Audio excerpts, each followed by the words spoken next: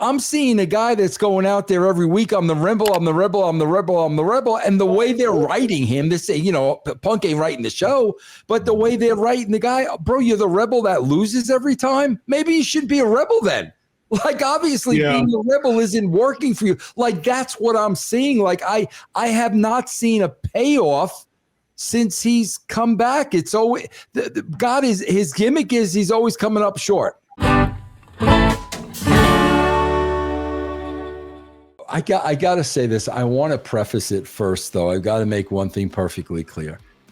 Punk's entire run the first time around in WWE, bro, I did not see one match. Nothing. The straight edge stuff. I saw the pipe bomb on YouTube and all that. Okay, so without having seen any of this and just seeing this run and what he's done on this run, bro, I got to tell you, man, to me, what I've seen on this run, bro, this guy may be the most overrated wrestler I think I've ever seen.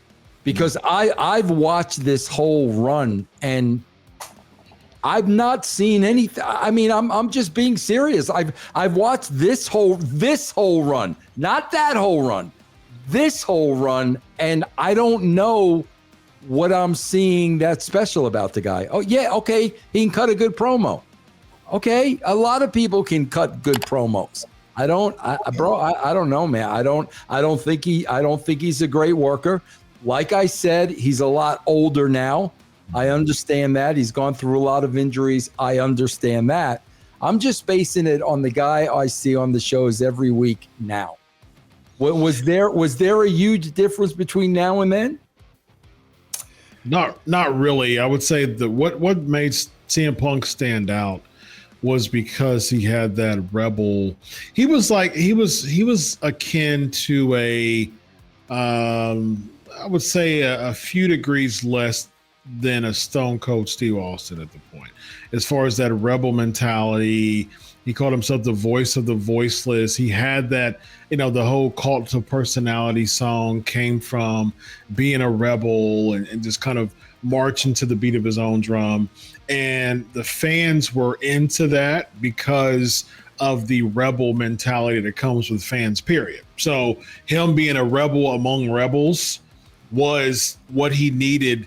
What that was his selling point. That was his pitch to get the adulation of the crowd, because the crowd shared so much of that rebel mentality with CM Punk. And so it worked for him in that way. When it comes to working and stuff like that, he's not a 5-star matcher. He's had some bangers. He had a good match with Cena before. He had a good match with the Brock match at SummerSlam was pretty great. Yeah. Him and Taker and Mania was awesome. I think it was okay. Yeah, it was cool. Yeah, but I think he's had some bangers, but at the same time, like, I think his biggest thing was the fact that he was a rebel. He won the belt, cut the promo, left the company, and was it a work? Was it a shoot? There was some contract rumors going on, and so it all just made sense. It all just kind of fell into place, and everything just kind of lined up. Because what I'm looking at now is like, and bro, maybe the fans have a lot to do with it. Because, again, bro, you got to remember, I was there for the Austin years. Austin really was the rebel. But here's the difference, man. Austin won. Like, I'm seeing a guy that's going out there every week. I'm the rebel. I'm the rebel. I'm the rebel. I'm the rebel. And the way they're writing him, they say, Punk ain't writing the show, but the way they're writing the guy, bro, you're the rebel that loses every time. Maybe you should be a rebel then. Like, obviously being a rebel isn't working for you. Like, that's what I'm seeing. Like, I have not seen a payoff since he's come back. It's always God is his gimmick is he's always coming up short. But, so, he won the Drew feud. He won the Drew I'm feud. talking about the title shots and stuff like that. Not winning a feud. I'm talking about go ahead. Yeah, like him and Drew at Hell in the Cell, I thought was awesome. Yeah, I think Punk later in his career, like the edge and the anger and the angst he had that fueled the character early in the WWE, and the legitimacy. I mean, obviously, look how like Vince treats him in 2018. Like, would Vince do that to Austin after he, took his ball and went home? No, So I think that hate, he kind of worked that chip on his shoulder. And after AEW and now coming back older, he's just I think he's given up, not really the edge that pushed him to just like double bird everybody, where he's at a point, they're paying me, like he's not fighting against the system as much anymore because he's given up, like, this is just how they do things and it kind of sucks and I don't like it. And to your point, I'm a rebel who never wins. This doesn't make sense, but it never has. But I'm giving up, like really steaming about it. And I'm just going to work hard, work with my peers, and do the best I can. Like, that's the way I would look at it.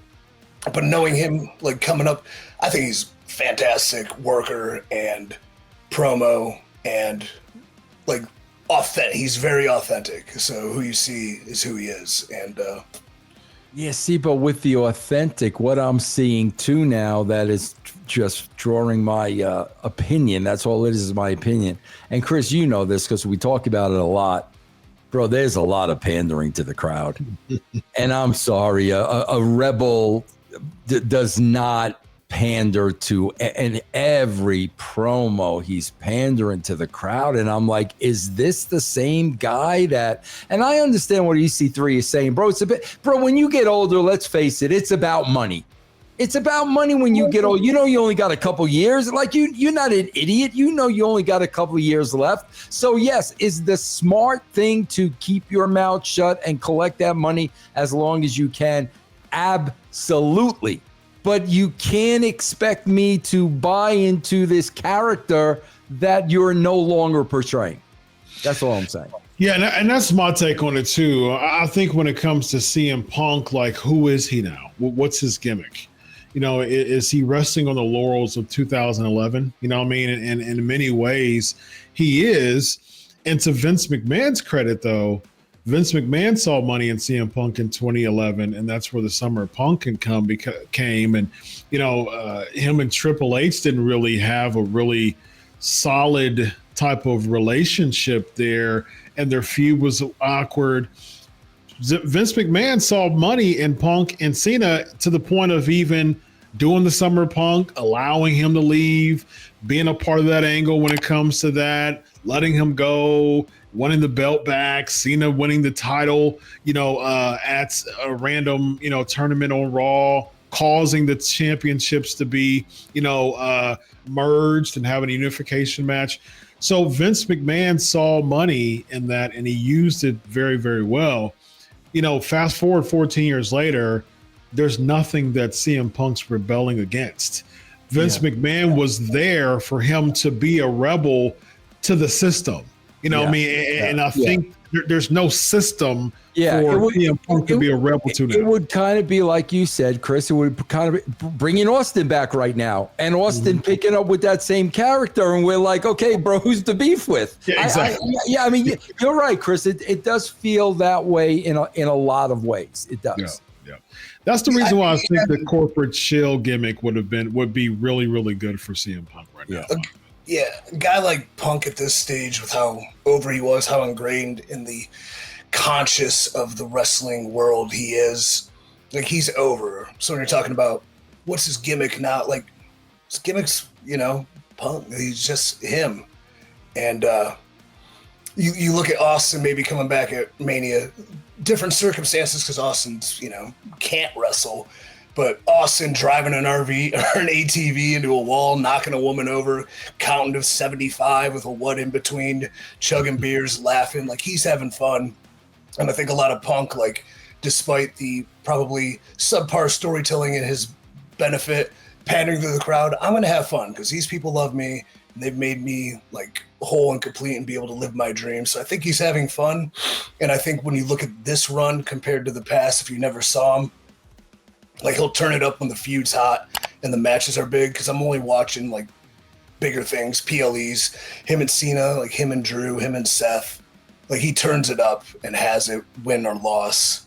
but I do think he is having fun and he's making a hell of good money. So see, if it's me and I'm booking right now, I'm gonna have a Drew or I'm gonna have a somebody say, "You've lost your edge.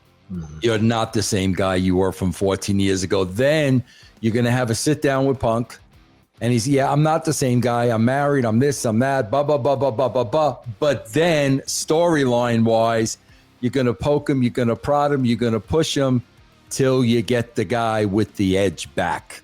You know what I'm saying? I mean, that's what I would be doing. I would be telling the truth. I would be telling the exact story EC3 just said. But again, let's get the circumstances right now and do something to bring back that guy. It's like now we're just, okay, we got a guy out there, guarantees wins, and he loses every time, panders to the crowd, and it's like, okay, so is this who you are? Yeah. See, that's the reason why I think you should have in between that, Vince, he just go full-blooded corporate chill on us. Yeah. Like, I think that would just be amazing because that is completely antithetical to his Summer of Punk run, his 2011 peak. Like, that is completely antithetical to it. So there's nothing to rebel against now. Those are the promos you cut. You know what I mean? It's like, yeah, you liked me in this way in 2011. I was the voice of the voiceless. Now y'all want to chant names and say and do sing-alongs. I don't have a role for that now. You know what I mean? So like you cutting promos like that, like you're not voiceless anymore. You're hijacking shows. You're doing all these. This is awesome. You're doing all these chants. I don't have a voice anymore, and so therefore I'm going to start scheduling matches. And because Adam Pearce has allowed me to be, co-general manager, this is the first order of business, and that's what you do, man. You go corporate on them. I like that. Yeah, no, I think that was cool. Like, I've given you too much of a voice. Yeah. Now I can't speak. Yep. Yeah, I think there's something to that. That's cool. Yeah. Yep. We got Vince Russo. We got EC3. We got Dr. Chris. This is the Wrestling Outlaws. Have a good night, everybody. Solo.